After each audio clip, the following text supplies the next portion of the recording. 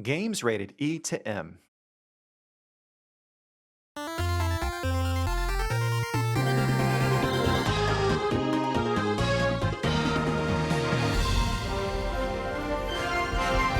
Welcome to Nintendo Power Podcast. This episode, we reveal your Nintendo Power fan favorite games of 2021.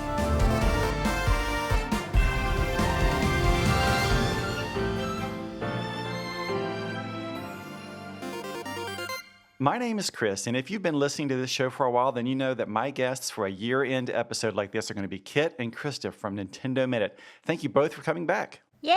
It's We're my back. favorite time of the year. I love this episode of the podcast and to get to sit down with you, Chris, and just talk about all the great games this year.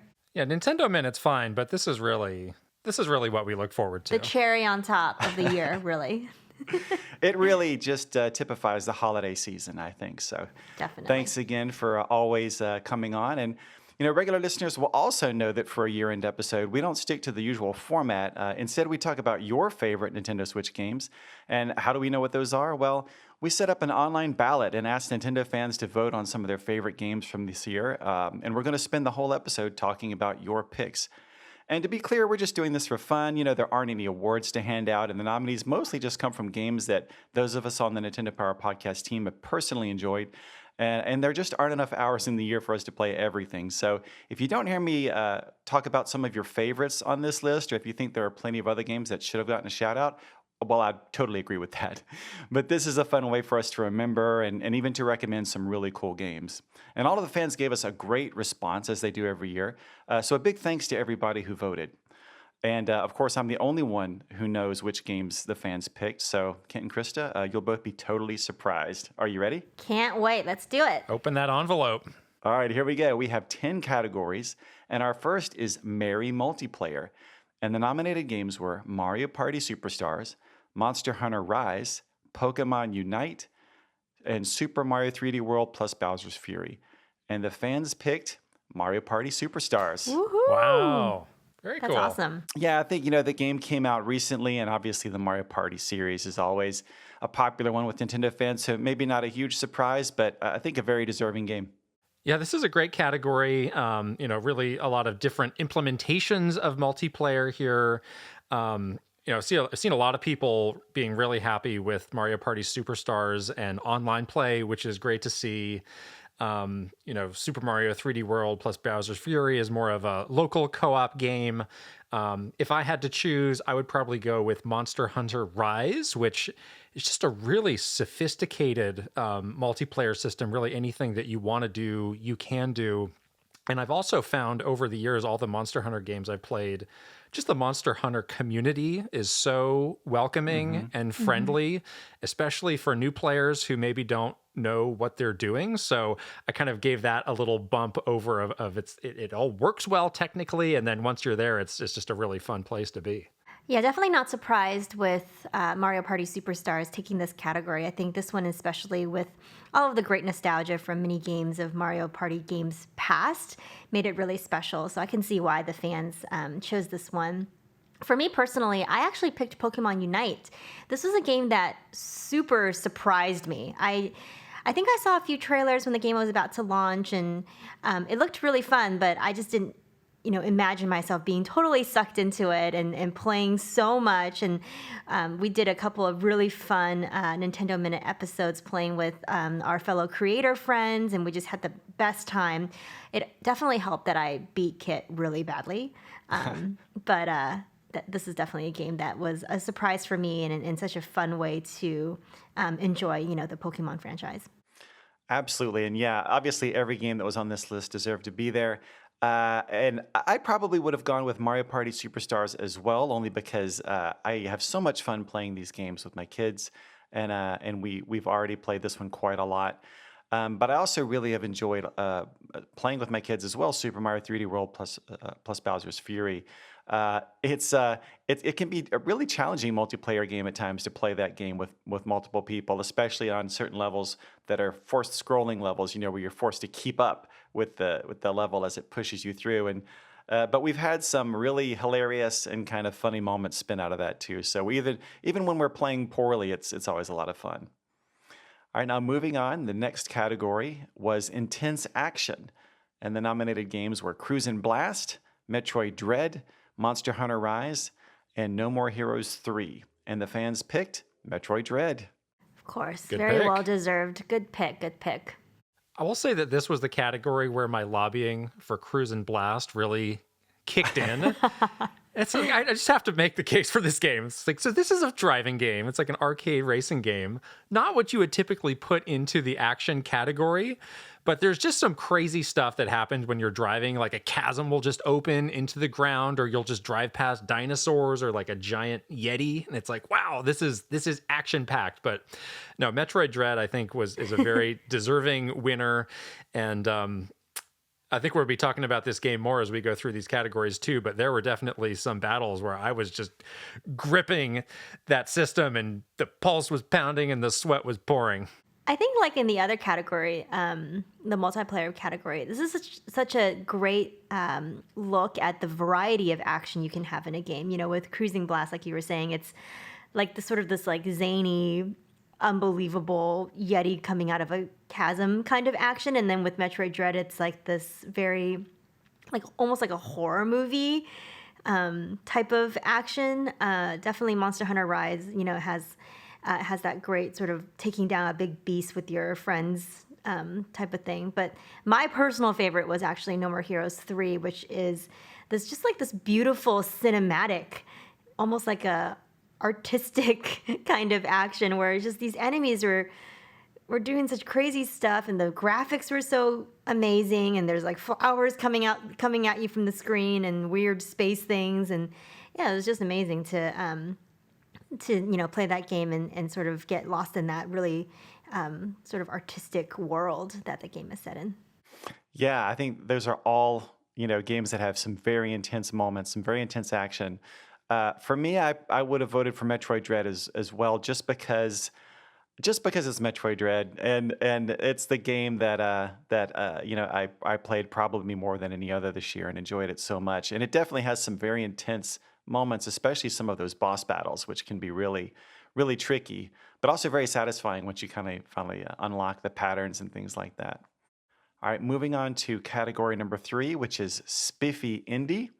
And the indies that were nominated were Axiom Verge 2, Cyber Shadow, Haven, and Toem. And the fans picked Axiom Verge 2. Nice. Another great pick. Yeah, I think that was something a lot of people were very excited to see, yeah, because the original Axiom Verge was such a popular game. I love this category. I played all 4 of them. I finished 3 of them. I couldn't finish Cyber Shadow. It was too hard for me. Very hard to choose. I would give a shout out to Haven, which is a game that came out really early in the year, and sometimes it's easy to forget those when you're looking back at the year. But, you know, that was a very original game, sort of a sci-fi setting with these sort of couple who's stranded on a planet and trying to get off, and just very different kind of game as far as the gameplay and the storytelling.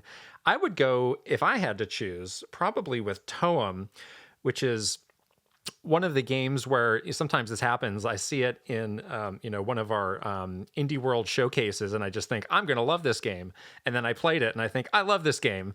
And it's just, you know, this very cute game where you're going around with a camera trying to complete these challenges, but it just really makes your heart feel warm. But no, what a great category, and so much incredible work being done by the indie developers these days. Yeah, this is one of my favorite categories as well, and I'm kind of ashamed to admit that I only beat 2 out of the 4 games. Axiom Verge and Cyber Shadow were both really hard for me, but I still like them. I still tried. I agree with you on Haven. It's such a interesting, different sort of, I wouldn't even say it's like a game, you know, it's one of those like bedtime games that I love, where you can just like enjoy a really beautiful cinematic story and good music, and a really just kind of seeing how the story unfolds was really great. It's almost like reading like a graphic novel. And then Tom was one that was really surprising. First of all, the game is black and white, so visually it's already like a kind of a different thing. And you know, like you were saying, when you're watching this indie showcase, it kind of stands out because of the sort of the different look of it. And yes, it's such a cute, sweet game. I played that game when I was on vacation, and it totally warmed my heart. So great category, but my pick is Haven for this one. Chris, I'm guessing Axiom Verge 2 would have been your pick? Close. Oh. Actually, Cyber Shadow. Wow. Did you and beat it? I did. Oh, Yeah. Oh my Chris. goodness. Cyber Shadow was very hard for me and very challenging, but I love that type of game, that retro kind of side-scrolling 8-bit style action game. I love that kind of game so much that I stuck with it and was very satisfied when I finally did kind of crack those tougher spots and just had a lot of fun with it. Axiom Verge 2, similar kind of retro style side-scrolling action game, kind of more of the flow of a Metroid type of game. Obviously, we are kind of navigating a big maze-like world. Really enjoyed my time with that as well, but I would slightly give my personal, advantage there to Cyber Shadow. But one of the things I love about this category and all the games that were nominated, and of course there could have been so many more that we listed here, is it just really shows the wide variety and the creativity that you get from the indie community. And this is always one of my favorite type of games each year, and my favorite category to talk about. But I will say also that the voting for this category was very tight across the board, Oh. kind of really showing a lot of support for all of these titles. Nice. I'm sure there's more. There's more that we've missed on this category specifically. So hopefully fans are going to suggest other indie games for us to play. Yeah, definitely. I know there's still a lot that I need to get to, and I'm hoping to get to over the holiday break. All right, next up is great graphics, and the nominated games here were Metroid Dread, Monster Hunter Rise, Super Mario 3D World plus Bowser's Fury, and Tetris Effect Connected. And the fans picked Metroid Dread once again. Nice. Yeah, I feel like this game is going to win a lot in all the different categories. So, yeah. This was a category where I was really racking my brain of like, well, if I had to pick, what would I choose? And I kind of couldn't do it because they're all just really standouts on their own merits. But I can understand, Metroid Dread. And I think when I first saw the game, something that really was eye-popping to me was, you have the standard sort of 2D angle that you're playing at, but then there's that kind of 3/4 view when you're taking down an Emmy. And the game is just really smart at throwing these different looks at you that I really liked. And the background too, and how even the 2D, your 2D world had such depth, and you could pick out little things like moving around or creepy alien creatures like skulking in the background. Some of that stuff was really amazing. I really do want to talk a little bit about Bowser's Fury specifically, though, because I think that rained on like wet Bowser look is so incredible. That's a really weird way to describe it, but you guys know what I mean. When Fury Bowser comes out and you're kind of battling through that rainy environment. I just think that was amazing. What a crazy sort of different graphical style for a Mario game. And so that one I really kind of stuck in my mind for a while, and sort of that was what gave me the choice, the edge to pick Super Mario 3D World plus Bowser's Fury. Yeah, no, I totally get what you mean. I like that kind of wet surface look when it's done well in games. It's kind of like the new water. You always used to say, "Oh, the water looks great in this game." Now it's like, "Oh, now the water looks great on Bowser." Yeah, totally. But yeah, you're right, Kit. All of these games, look great in different ways. The visual styles are so different. It is hard to compare. But I definitely can't fault the fans for picking Metroid Dread because it does have. There's background details, like you said, such a great atmosphere. And then I also really appreciated how as you go farther in the game and you reach new areas, they keep changing up kind of the visual style. Each area can be really themed around kind of more, plant type, decorations, or maybe you're just in a straight cave or you're in brighter areas or darker areas. And some of the later ones I thought were some of the best looking. So I kept being more and more pleasantly surprised as I went along. But I would have trouble, just like you said, Kit, kind of choosing my own personal pick here. And I'd kind of written down that it would be a tie between Metroid Dread and Super Mario 3D World plus Bowser's Fury. So kind of can't go wrong no matter which game you pick. For the next category, number 5, it's Super Soundtrack. And the nominated games here were Cruisin' Blast, Deltarune Chapter 1 and 2, Super Mario 3D World plus Bowser's Fury, and Tetris Effect Connected. And the fans picked Deltarune Chapter 1 and 2. Yeah, not surprised at all for that one. But I know what Kit's pick is going to be. His continued campaign for Cruise and Blast. So it's on this list for me for one song only, the main theme song. It's not only the song of the year for me from a video game, it's the best song I've heard anywhere all year, maybe all decade, maybe all my life. This is going to be the greatest song I ever hear. This is like It's incredible. End of year playlist is just the Cruise It's and just Blast theme nonstop song. Cruise and Blast. Yeah, like on repeat for like thousands of hours. It gives you a good feeling when you listen to that song. What kind of feeling? Tell me more. I don't know. It's like I'm happy? excited. I'm ready to you're race. excited. There's something about it that's like somewhat emotional too. It's just everything that you get out of music, you get out of this song.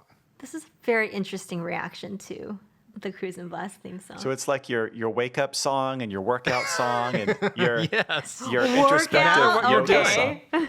It's like they used to say, like, Guile's theme from Street Fighter goes with everything. Like, no, it's the new Cruise and Blast now is the new Guile's theme. Oh my gosh. In your world, in your little world.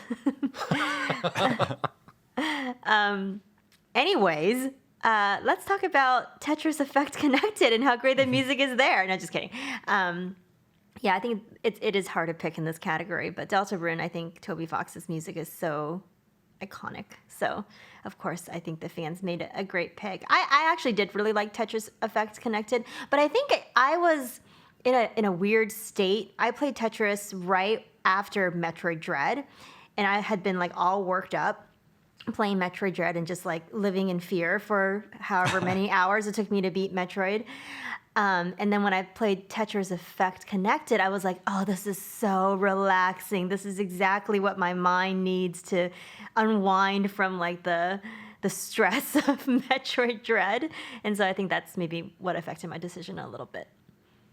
Deltarune is one of those games where I love it. I finished this game and I really enjoyed it. But I always feel kind of bad after I finish it because, Toby Fox does so much of it himself. And it's like, wow, how did he do all of this? He's like, Toby, you're making me look bad. Like, you're like developing this game. You wrote all this music. You did all this. You wrote this crazy story. It's hilarious. And it's just this little schlub playing it. You're just sitting around listening to Cruise and Blast's theme song. In my little fishbowl, yeah. Yeah, God. Wasted. Maybe if you'd been listening to Cruise and Blast all this time for all your life, you would have been more motivated to reach those Toby Fox levels of greatness. Toby knew. That's funny. Well, I can't, Toby Fox, I love his music, so I can't fault the fans on that one for sure. But I do want to give a shout out to the soundtrack from Super Mario 3D World plus Bowser's Fury. And of course, most of the music in that game, was also in the original Wii U version of Super Mario 3D World. And I've loved it ever since then. I love that the big band feel of the new music plus kind of, some of the classic Mario themes. So that's just one that I always thought maybe was a little underappreciated. It's one of my favorite game soundtracks. Then coming up next, the sixth category is Sooo Relaxing. And we wrote several O's in that Sooo many Relaxing. O's, just to get the point across. And the nominated games were Haven, New Pokemon Snap, Toem, and Unpacking. And the fans picked New Pokemon Snap. Yay! Yes, I picked that one too. They actually showed a lot of love for that game in the voting. Yes, I agree. This game is so, with lots of O's, relaxing. I mean, just being able to sort of kind of meander through this beautiful Pokemon environment and not really having to do much of anything except for taking photos. It's great. There's no pressure, no stress. You can just kind of hang out and enjoy and relax and look at the view. And it's so much fun. Yeah, I loved it. You could argue that the original Pokemon Snap really was a pioneer in that sort of cozy, relaxing true. game category all those years ago on Nintendo 64. That's true. That's true. For sure, yeah. You didn't have a lot of games like that back then that were anything but kind of just straightforward action. Unpacking is a game that came out, around the time we were figuring out what these categories would be. And I think we all sort of played it right then to get a sense for it. And it's definitely, got that relaxing feel where you're literally unpacking boxes into a series of rooms as you go through this sort of main character's life. But It's interesting how that game has a lot more to say as well. And there was a part that really stood with me, and I think with a lot of people based on what you hear about the game, where you sort of play as this, girl who grows into a woman in these different scenarios of her life. And there's one where it seems like she's like moving in with a boyfriend, and The worst boyfriend ever. the boyfriend's apartment is already just like cluttered with his stuff, and it's so claustrophobic. It's like really hard to find where to put everything. And one of the items that you always have with you is your diploma, which you have always displayed very proudly. And you just kind of realize like there's literally nowhere for this diploma to go. And you end up putting it under the bed, which is like, oh, It's this such a relationship shameful, is doomed. Yeah, it's such a shameful thing. Like, it's like if you have to stoop to that level of putting your hard-earned diploma in a field that you love. She's an artist, and so I think her diploma is in some sort of illustration, and shove it under the bed because your boyfriend hasn't made room for you in his life. Like, guys, this is your big sister talking. Time to end it. Some big sister advice right now. But yeah, that game is awesome. It has like that, what is that thing where it's like oddly satisfying things, like when you watch someone like organize their refrigerator, or when you watch those videos of people like cutting into like sand art or whatever. That is what that game is like in a video game, where you're like everything like kind of snaps into place when you find the right location for the items. And yeah, it feels so good. It's awesome. It's a great game. I'll give another plug to Toem here, and something that I really appreciated about this game, and it's very, relaxing by nature, but in each area, you're sort of given like a series of things to do before you can move on to the next one. But they're very lenient about letting you move on by just doing a couple of them. Mm-hmm. So it never gets into this category of like, oh, well, I've done 11, but I need to do the 12th, and that one's really annoying, and now I'm kind of aggravated. It's like, no, you can hang around here for as long as you want and do all these challenges if you want, or you could just move on too. It's up to you, which I found really refreshing.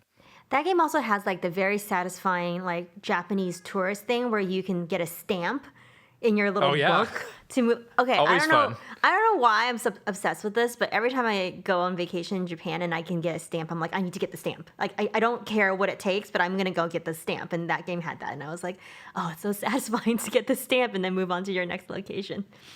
Yeah, all of these games are just so great to just kick back to and just kind of experience, probably as you've got the fire roaring and you're listening to Cruisin' Blast. But new Pokemon Snap would be my pick as well. I agree with the fans here. There are times where I'm trying so hard to do everything in that game and get all the perfect shots and fill out my photo decks that I can stress myself out a little bit trying to get the right angle. But then even if you miss it, it's like, well, it's not hard to just take another run through this stage, and eventually it just becomes second nature, and you really just go into like a zen-like photo, taking state. So all of these games are just great ways to relax. All right, so moving on to the 7th category, which is What a Story. And the nominated games were The Great Ace Attorney Chronicles, Deltarune Chapter 1 and 2, Doki Doki Literature Club Plus, and Metroid Dread. And the fans picked, once again, Metroid Dread, although this was another pretty tight category. Well, let me tell you how Cruisin' Blast got robbed here. No. No, it's really cool how much story is packed into Metroid Dread, but told in kind of unconventional ways where, you're getting it in bits and pieces. There's not, there's sort of a pretty big story setup at the beginning, but beyond that, it's very integrated into everything else you're doing. I like that the sort of the mysterious way the story unfolds in the game as well, because the game, traditionally Metroid games are very lonely. Samus is always by herself, and you're kind of getting bits and pieces of it from Adam in this game. And then sort of as the story unfolds, you're kind of left with this prevailing sense of like what is happening. And then of course there's the big twist at the end that we won't spoil, but I audibly gasped when that happened, and it was a pretty great sort of way to sort of I think culminate into this really big story moment in the game. Yeah, I totally agree. I would pick Metroid Dread in this category too. Of course, it's the one that I've experienced the most, having played that game repeatedly. But it is like you said, Kit. is a game that the story is told in various ways, and some of them very subtle. And but one thing that I appreciate about it is that so much of it focuses on uh, Samus specifically, or that she has personal stakes in this story. And I always like that in games where it doesn't feel like you're just learning lore and or experiencing a story that's or that's kind of happening to other people. A lot of that can be parts of a great story, but when a character really has a personal interest in it and it's really affecting them specifically, as a player, I feel that, and as you kind of align yourself with a character, you want to see where that journey goes for them. So I really, trying to dance around spoilers there, but I really appreciated all those moments in Metroid Dread. Yeah, the personal take on it was really great. I have to definitely give a shout out to the great Ace Attorney Chronicles. That is the craziest story I've ever played in a game in a long time. Like, that story has so many twists and turns. I mean, definitely similar in style to other Ace Attorney games, but this one especially, I just think is like, you don't see these twists coming, and it's kind of in these different chapters, and you follow the main character through these different sort of environments and places. And it's an amazing story. I definitely don't want to spoil it for people, so just go play it. Have you played Doki Doki Literature Club Plus? Too scared. Is my counter to that. Too scared. That game I kept hearing about, and people talking about, like, oh, that game was crazy, that game was nuts. And I just had to play it to find out for myself what it was, because if you just look at it, it looks like sort of this, like, anime visual novel with these cute girls, which is not usually my jam. And I won't spoil it, but it's absolutely not that. So it definitely plays a lot with your expectations. I'll also say, Deltarune Chapter 2 was probably my most screenshotted game of the year. It was so funny, and there were just so many little gags and jokes. I was like, ha, ha, ha, screenshot that Toby. Way to go, Toby's Toby. onto something here. Yeah, for sure. I mean, I've heard all these things about Doki Doki Literature Club, but the one thing that I'm scared of horror games, so I don't think I'm brave enough to play it, but people say that it makes you really sad. Did it make you sad? It definitely has some sad moments, but I will say that it's pretty upfront, not in spoiling anything, but letting you customize how much of the very sad or upsetting content you want to be exposed to. Which interesting. is very nice. That's great. Awesome. Well, moving on to the 8th category, which is Tough Challenge. This is the Chris category. It's like not so tough for me, but whatever, fans. I'm just too stubborn. I just keep Force losing. it. Exactly. So the nominated games were Cyber Shadow, Dungeon Encounters, Ghosts and Goblins Resurrection, and Metroid Dread. And the fans picked Metroid Dread. Mm-hmm. Mm-hmm. And that game definitely does have its tough moments. But of course, that can be alleviated somewhat if you've taken the extra time to really look around, get more energy tanks, get more, life upgrades and things like that. I love how in the loading screens, which you see usually after you have met your end, it says everything that you see from an enemy you can avoid. So it's like, maybe you thought that was unfair. It's like, no, you can actually perfect this and not take any damage at all.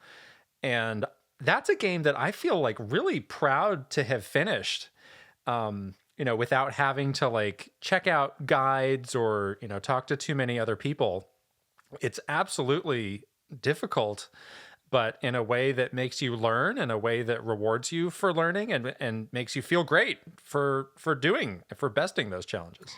Yeah, this is a very hard game for me, and I think my time for finishing it was like double your guys' time, for sure. At least double, if not triple, because it just took me so long to get through the game. But it didn't matter because it was incredibly satisfying once you did those things. Like once you figured out those patterns and learned to counter them and got that timing just right. And it may have taken me like 100 tries plus to do that, but once you did it, you felt amazing. Like I'm like invincible. I can totally do this now.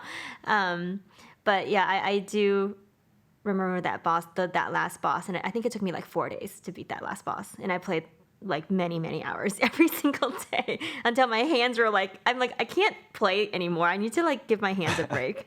But once you did beat it, it was really awesome feeling.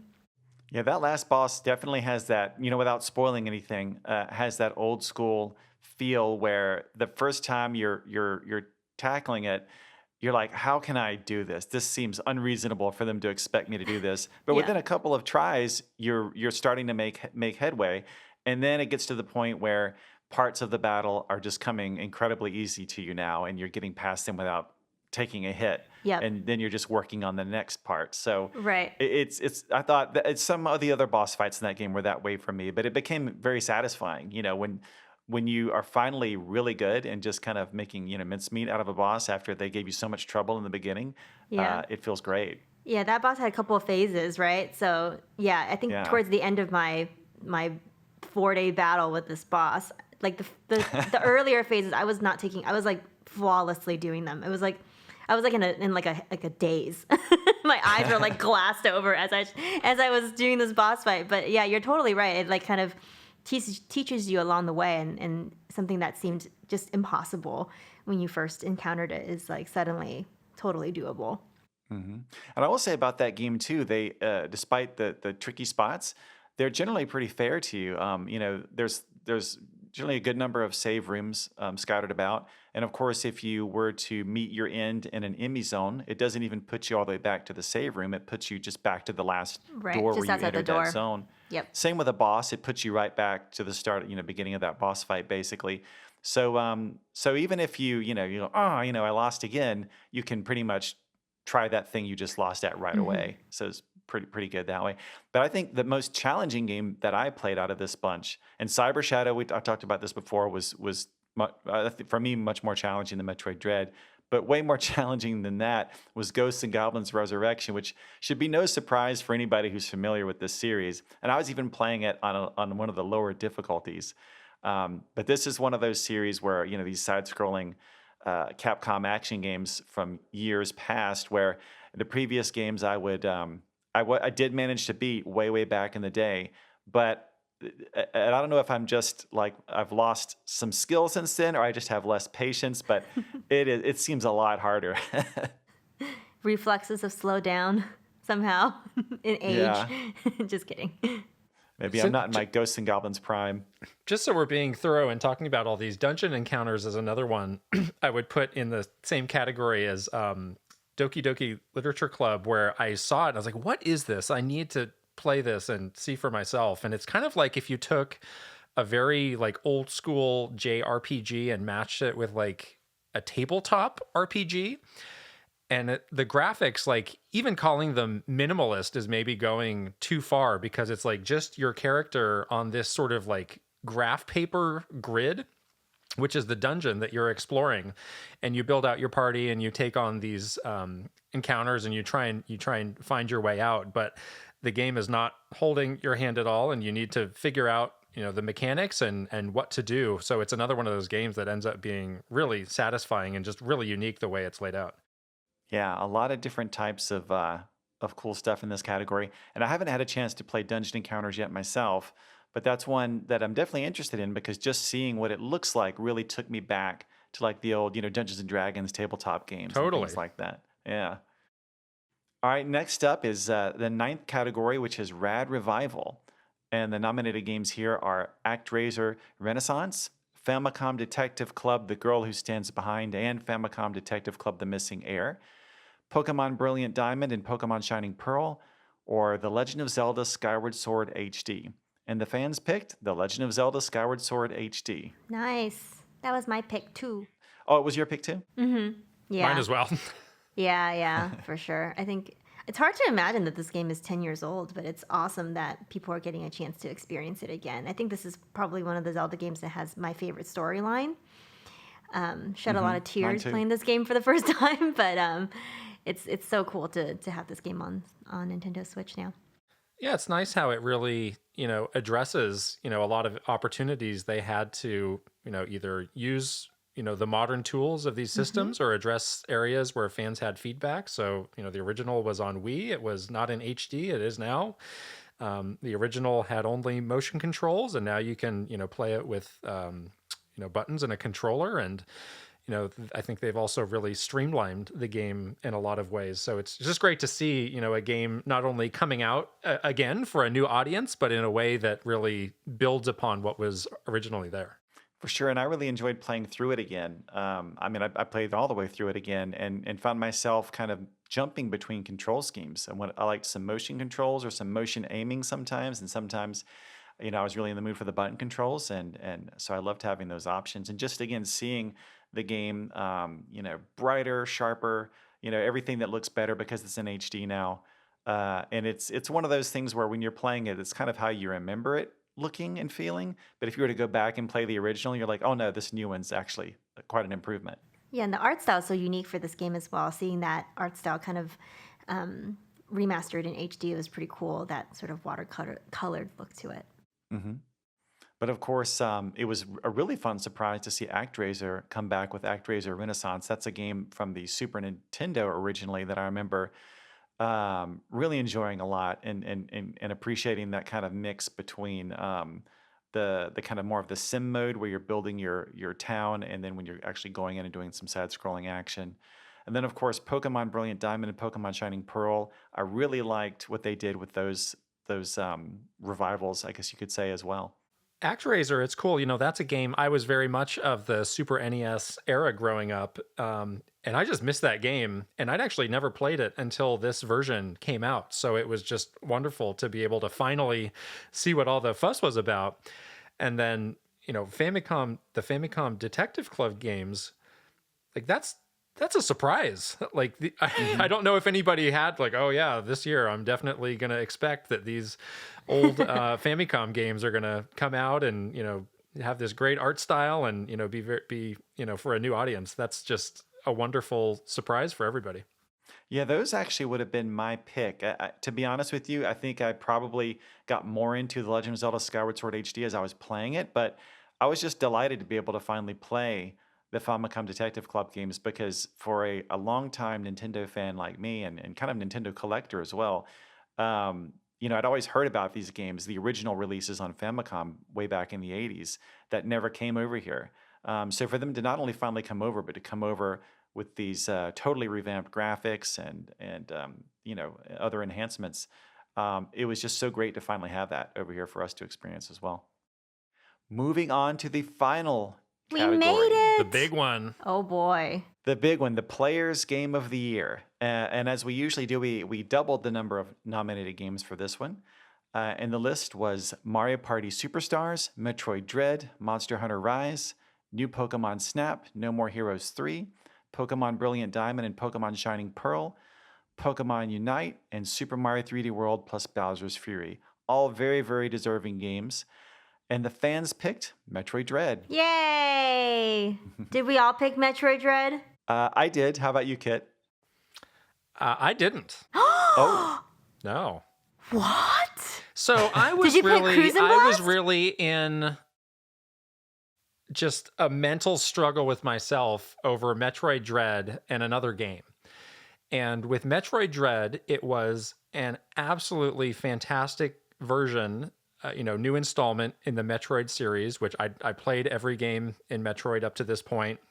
Love it. And this was, definitely in my top tier list of Metroid games. But Pokemon Unite Wow. exposed me to an entirely new genre that I had never experienced before, had kind of written off, and ended up really enjoying. And I got really sucked into the Pokemon Unite rabbit hole this year, and, learned what this genre was all about, came to appreciate it, came to understand it. And it just works so well with Pokemon, where you have all those Pokemon that are all a little bit different and play a little bit different. And that game has been so well maintained with new content coming out, and there's a holiday event coming up that I am very excited for. So yeah, at the end of my mental struggle after I'd played the Cruisin' Blast song for the millionth time, I came to the realization of it's Pokemon Unite. Oh boy, I think the Cruisin' Blast song maybe has done a number on your brain, but it's still a great choice. I agree. I think that game surprised surprised me, and I did the Halloween event, and it was amazing. I will say that Pokemon Unite is the game that I probably played the most this year, because even as I was playing all of these other games, I would always make the time, every other day or so to play like one or two Pokemon Unite battles, because it's just an easy game to sort of jump in and out of, and sort of play alongside any other game that you're enjoying. So probably my most played game of the year, but we gotta give it to Metroid Dread. Come on, gotta be an outlier on this one, just to be an outlier.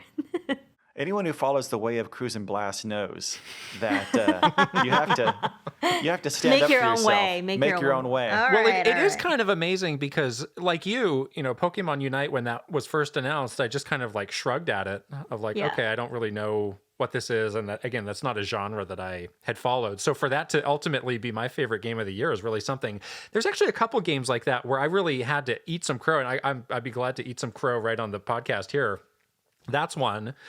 Cruise and Blast is actually another where, that was announced at E3 in the direct. And again, it was just like, I don't know about this, not for me. And obviously ended up loving that for a number of reasons. And the third game would be Knockout City, which was announced in another Nintendo Direct earlier in the year. And again, I was like, I don't really know if I get this, but I tried it, and immediately, the world needs more dodgeball games, and this is just a great version of that, a great multiplayer game. Again, another game that EA and Velan Studios have been maintaining over the years. So I'm glad to eat that crow. It tastes bad, but I like it. I second that about that game, because there's few things that are more satisfying than perfectly timing that catch when someone thinks they've got you with the dodgeball and you catch it. I'm bad at it, but once it lands, it's like that really satisfying, like clunk, when your character catches it. It's amazing. Mm-hmm. But this is just a really strong, category and just a strong list of games overall. And I'm going through it myself. I was like, wow, I think I played like 90% of the games on this list. And it's like, wow, I was like, there was something that I was playing that was really great, like year round. Yeah, we're so lucky that we got all these great games. Yeah, for me, it really just came down to what I'd played the most, and I think I'd been waiting so long for a brand new Metroid game that when I finished Metroid Dread the first time, I immediately played through it again on the harder difficulty, and then when I finished that one, I immediately played it through again to see if I could beat it in like a fast time, and speed run. Ooh, speed run. Yeah. Did you get the different And then ending? The different ending thing? You get the different, you don't like the different art, right? Art, when you yeah, beat it. yeah. Mhm. And I was, I came very close, but I was like, I think the best I could do is it was a minute over the time. Oh. So I said, okay. So I struggles. played it through again. So I basically played that game through 4 times in a row. That's awesome. So there's no way after that it couldn't be my game of the year. But, Yeah. But once again, we just wanted to give a shout out to every game that was nominated in every category and all the other games that could have been nominated.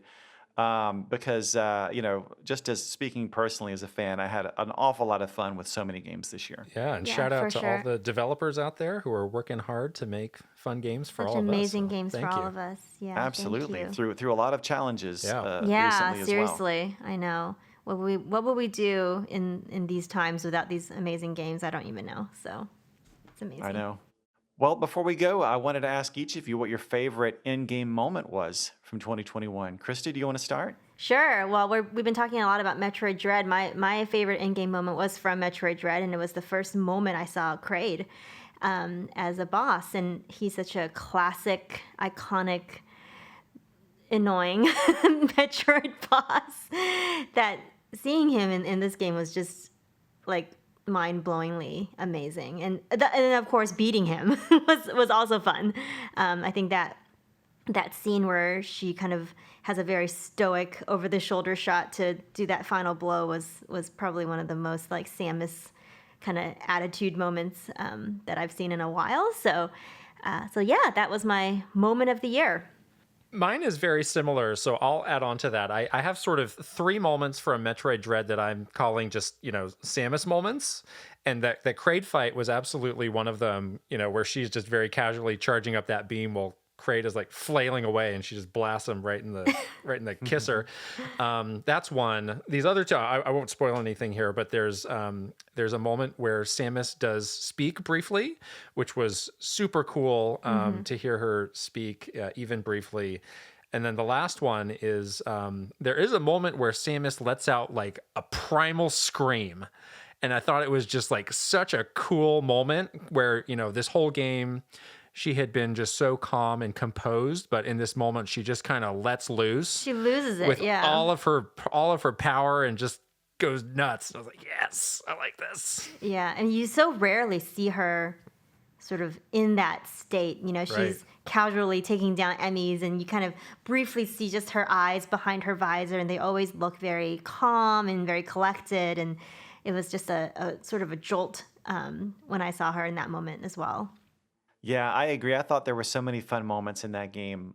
So many that I wouldn't want to spoil. And in fact, my favorite in-game moment for the year is also from that game, but it's from something I definitely don't want to spoil. But for anyone who's experienced it, I'll just say that it's a moment where Adam tells Samus something about herself. Oh, yeah. And I don't know if that's specific enough, but when I read that on the screen, it blew me away. Yeah, me too. Yeah. And I'll also say that the whole last boss fight and everything that kind of happens around that is also one of my high points.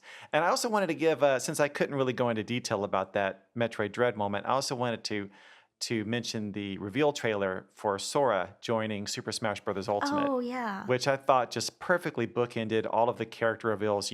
The style of that trailer went all the way back to the very first reveal trailer for the game.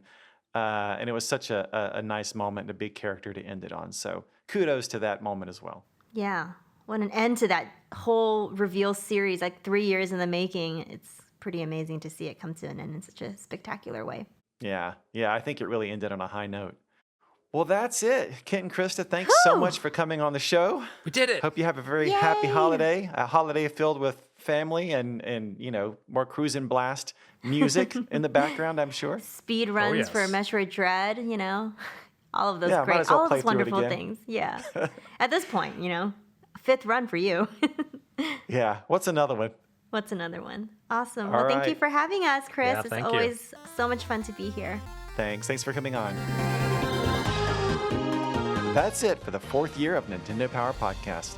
If you have any comments or questions you'd like us to consider answering on the show, you can email us at nintendopowerpodcast@noa.nintendo.com. Also, we always appreciate it if you can leave a review, and be sure to subscribe so you get new episodes as soon as they're ready. Thanks for listening, and keep playing with power into 2022 and beyond.